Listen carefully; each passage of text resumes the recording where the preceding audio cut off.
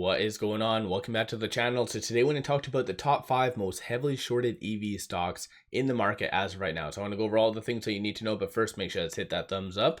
And with that, let's get right to it.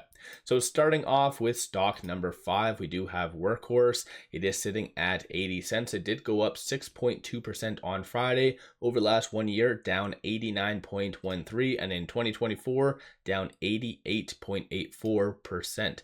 16.78% of the free float is being shorted. Works out to be 6.28 million shares, so fairly heavily shorted. Utilization 73.12, and on Friday shorts didn't really do all that much. They increased roughly around 4,000 shares.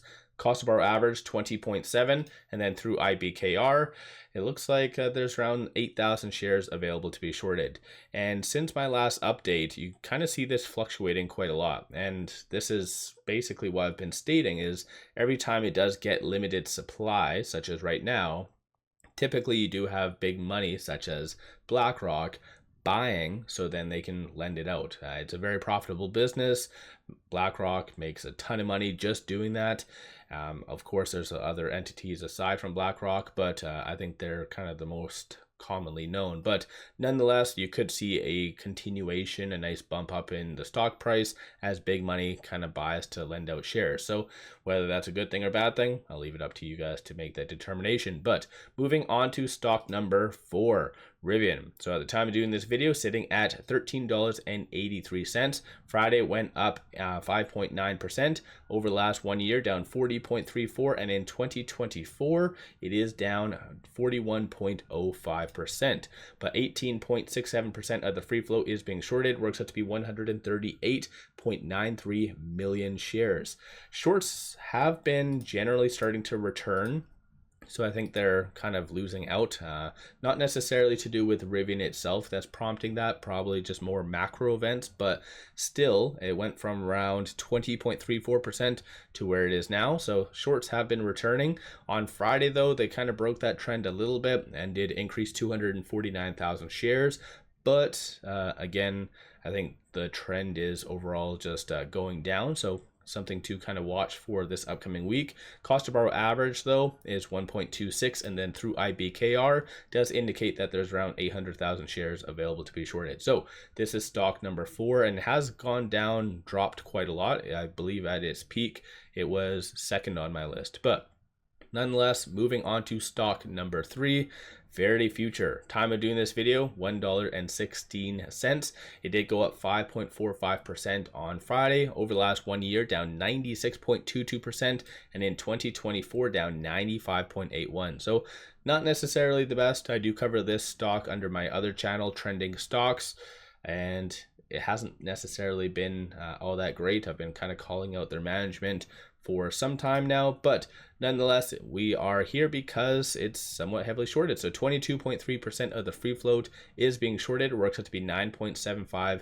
million shares overall are being shorted. Cost to borrow average 24.63, and then as well, it is on the threshold list. It has been on the threshold list, it looks like, since roughly November the 27th. So in theory, at this stage in the game, the SEC should be doing something, going after the market makers, getting them to rectify the deficiency. But I think the SEC, given just the change that is going to be happening, most likely they're not going to be doing all that much, but that's just my viewpoint.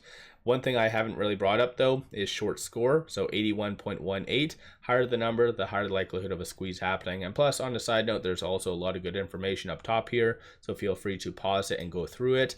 Through IBKR, it does indicate around 2.4 million shares is available to be shorted. So quite a lot in supply, but one thing to note, I always do bring it up when I cover Faraday, this 22.3% could be wrong. If there is dilution occurring behind the scenes, just they haven't let the public know through like a SEC form or an update, then regrettably we're kind of just stuck in the dark. But nonetheless, this is stock number 3. Moving on to stock number 2, Lucid. So it did go up 14.83% on Friday.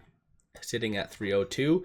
Over the last 1 year, it is down 29.11%, and in 2024 down 28.27%. So definitely had a very, very good day, but 22.37% of the free float is being shorted, works out to be 266.56 million shares overall are being shorted.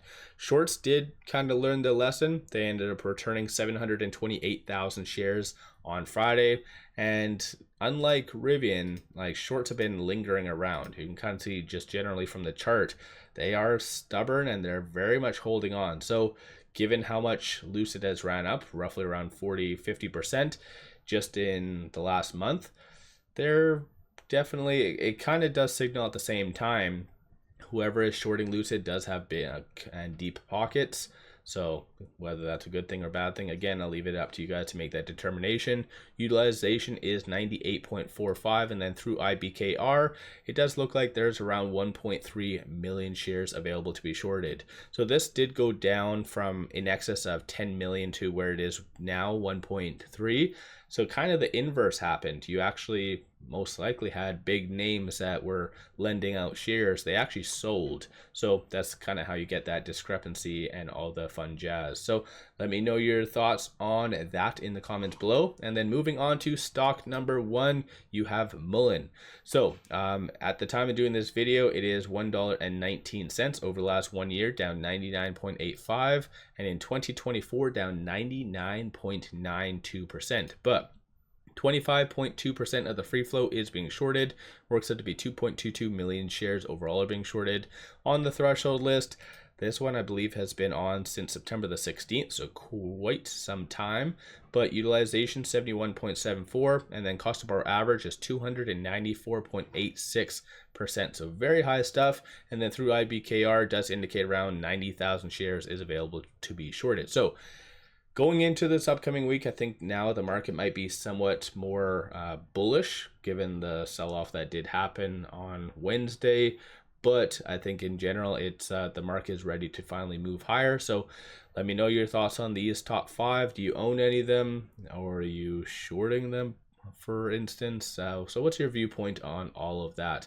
And then don't forget to hit that thumbs up. Hopefully everyone's having an amazing weekend thus far. One final thing I just wanted to share with you, take a look at my Patreon, link in the description below and also the comments, giving buy signals on stocks, options, and crypto.